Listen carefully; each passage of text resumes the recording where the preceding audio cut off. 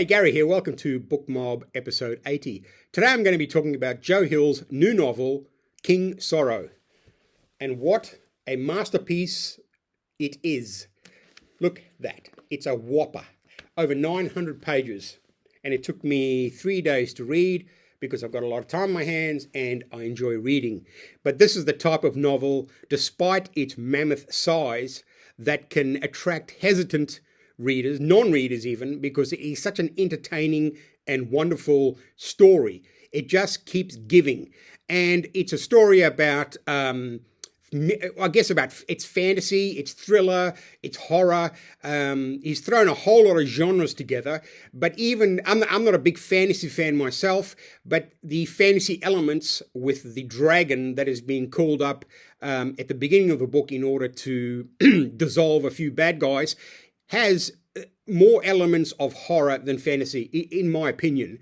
It's one of those books that really, really transcends genres because it does capture so much more that is going on in popular culture, and the book does have the capacity to pull in readers who are not generally attracted to horror, fantasy, sci-fi. I wouldn't put sci-fi into this particular book.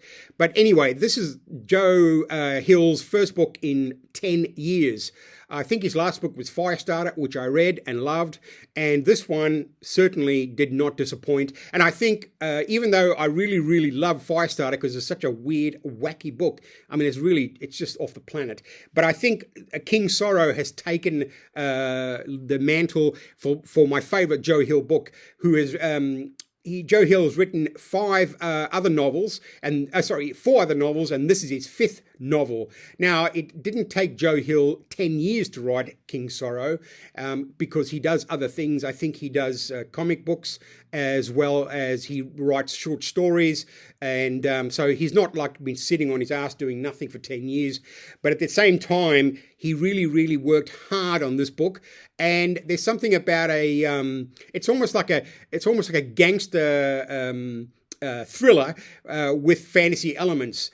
And it's so enjoyable. It's readable. And if you want a page turner, well, this one is for you. Story follows college students and one of their mates, Arthur, gets into trouble with some bad people, and in order to help him, they conjure up.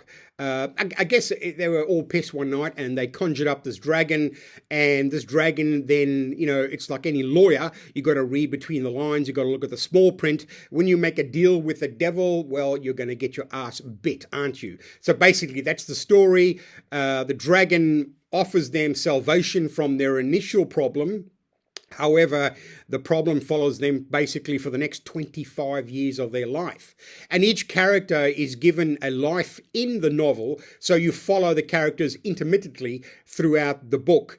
Each character dealing with the effects of making a faustian deal with the devil. So I suppose it's not a brand new idea, but it certainly, Joe Hill certainly makes a great story out of an old sort of mythical idea about how human beings are so frail and so sordid that they kind of maybe look for the easy answers, and the easy answers just don't exist. So the deal that they make with this dragon really comes back to burn them. Joe Hill's King Sorrow is a fantastic, imaginative, and beautiful story. It is dense, it is thick, but it is well worth the effort. It's the idea that you can disappear into words and narrative. Now, people who read understand this. People who've been reading for a long time are thrilled by the aspects of books that some people are turned away from, like length or choice of genres. And I think in this day and age, and again, I've mentioned this so many times in my episodes, what I call the TikTok era is with, short-term fixes. Yeah, and the funny thing is, that's great. It does have a place. But I think the idea that you cannot get the same expectation, the same beauty, the same feeling from novels is wrong. And even though it takes a lot of effort and a lot of discipline. And the one thing we all know is that when you put effort in and discipline, you do get a good payout. And the payout for this is a sense of escapism. It can really, really, if you've had a bad day at work, you come home, read 100 pages or so of King Sorrow by Joe Hill, I guarantee you'll have a sense of peace, a sense of you'll sort of recollect a sense of harmony in your life. Now, I am a big promoter of reading because it is a taxing discipline, and there are thousands and millions of books to choose from. And that is, that is one of the best things about reading, is there's so much choice. So I would highly recommend anyone, and this is from teenagers to the senior citizen, that Joe Hill's King Sorrow promises you a great time. I mean, it's so wonderfully brought together, multiple characters, multiple viewpoints, and the action scenes are fantastic. The horror scenes are great too. And it does culminate in a sort of wonderful end of game story. So if you have nothing to do over the Christmas holidays, or going on a long flight or a train journey, I really couldn't recommend, well, I can recommend thousands of other books, but as for new books, Joe Hill's King Sorrow really, really does kick ass.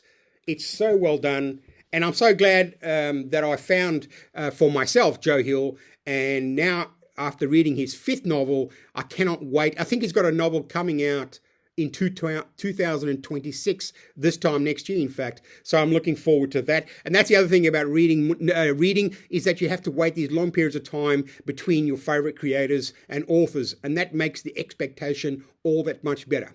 All right, so that's it. Joe Hill's King Sorrow, wonderful book, great read, well worth a read, and I guarantee you it will change your day. And like I said, you read 100 pages a day when you come home from work, or if you can read at work, it really will bring happiness and joy and harmony back into your life. That's the point of stories for Phil.